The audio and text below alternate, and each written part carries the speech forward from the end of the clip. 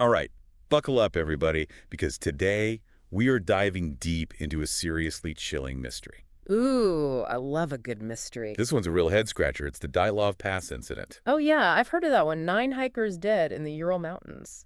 Back in February 1959, and the circumstances are so strange, it's become like this legendary unsolved case. Yeah, I remember reading about it years ago. It's one of those things that sticks with you. Totally. And even with all the research and investigations that have happened since, Yeah. it still feels like there are way more questions than answers. Definitely more questions than answers for sure. So for this deep dive, we're looking at the Wikipedia entry on the Dyatlov Pass incident and also an article from history.com. A good mix of sources. Yeah, should give us a good overview.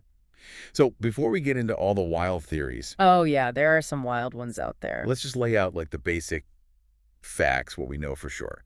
We know the hikers were a group of 10 students, All pretty young, right? yeah, college-aged, and their sports instructor from the Ural Polytechnic Institute in Soviet Russia. And these weren't just like casual hikers, right? No, they were experienced. They were grade 2-7 hikers Mm-hmm.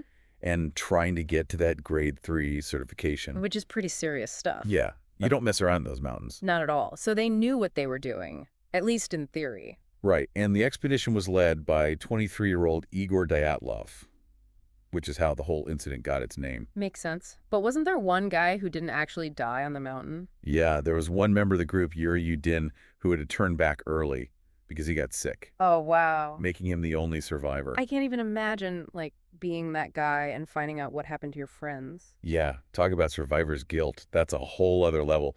So the group's last camp was found on this mountain called Kholat Shakal, And it was abandoned, abandoned, and their tent was cut open from the inside. cut open from the inside. Now, that's just weird. Right. Like, why would you cut yourself out of a tent when it's freezing cold outside? Yeah, especially if you're experienced hikers. Wouldn't you know better?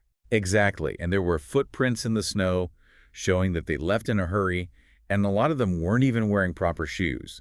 Some were just in socks or barefoot. Something must have really spooked them to run out like that into the freezing cold without even being properly dressed. No kidding. So whatever happened, it was enough to make them panic and flee their only shelter. Right. And you said they found the bodies in 2 different groups, right? Some were closer to this makeshift fire they'd built, and others were further down a ravine. So did they split up for some reason?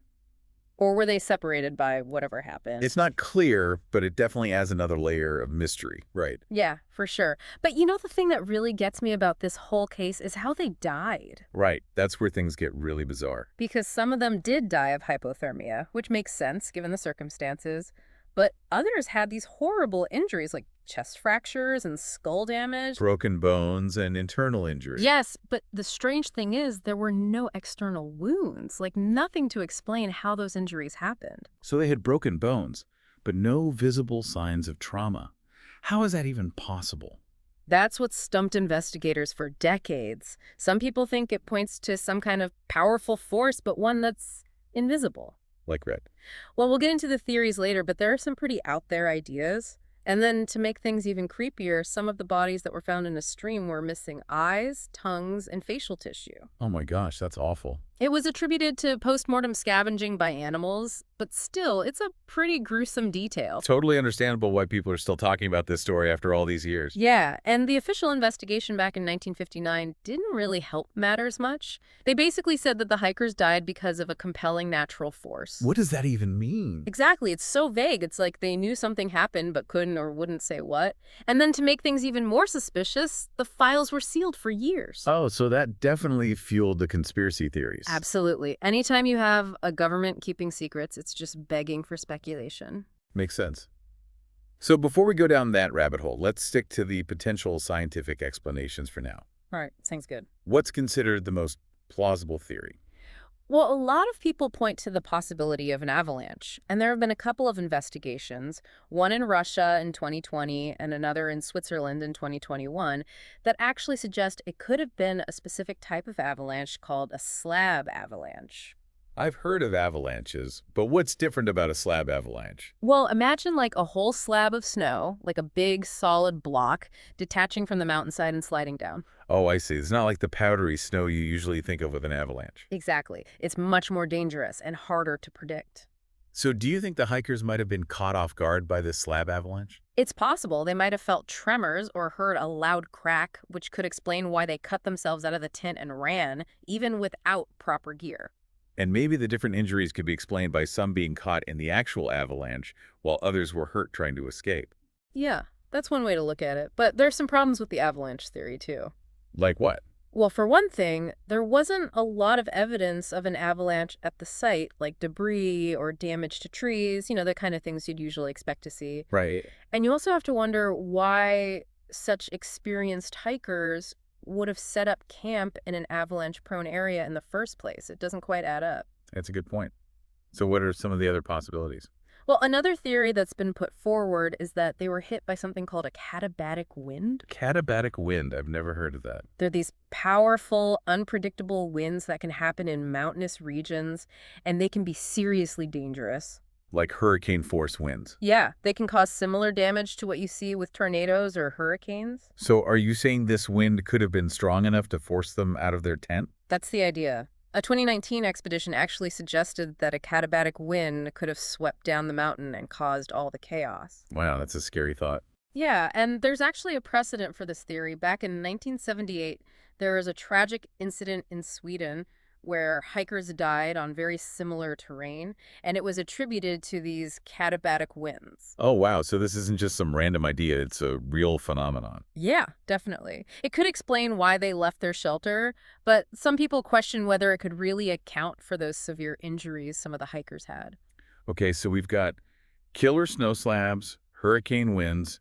What else could possibly explain this? Well, this next one might sound a little out there, but there's this theory about infrasound. Infrasound. Yeah, Donnie Eicher wrote about it in his book, Dead Mountain. I've read that one. It's a good read. Yeah, he basically argues that infrasound, those sounds below our hearing range. Right. He thinks that infrasound created by, wind patterns around the mountain could messed with the hikers and made them panic. I mean, I get that infrasound is a real thing, but how could it cause such an extreme reaction? We can't even hear it. That's the thing, right? Even though we can't hear it, infrasound can still affect us physically.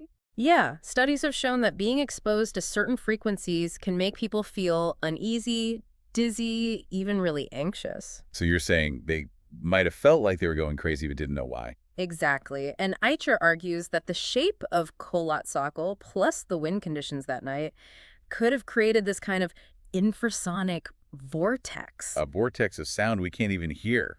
That's kind of freaky. Right. Imagine being bombarded by this invisible force that's messing with your mind. No wonder they might have panicked. Yeah, it's a pretty compelling theory, but are there any holes in it? Well, some people say that the infrasound levels probably wouldn't have been strong enough to cause that kind of extreme reaction. Yeah, that makes sense. Plus, if it was that unbearable, why didn't they just move away from the source of the sound? I guess if they were already disoriented and panicking, they might not have been thinking clearly. True. Good point. So that brings us to a whole other category of theories, the ones that involve maybe some kind of military activity. Ooh, here come the conspiracy theories. Right. You can't talk about Dyatlov Pass without going there. So what are we talking about here? Secret weapons? Mm-hmm. Government cover-ups? Pretty much the theories range from things like parachute mine exercises gone wrong, to some people even think maybe they stumbled into a secret radiological weapons testing zone. Hold on. Radioactive weapons. Is there any evidence to back that up? Well, people point to a couple of things. First, there were reports of strange lights in the sky around that time.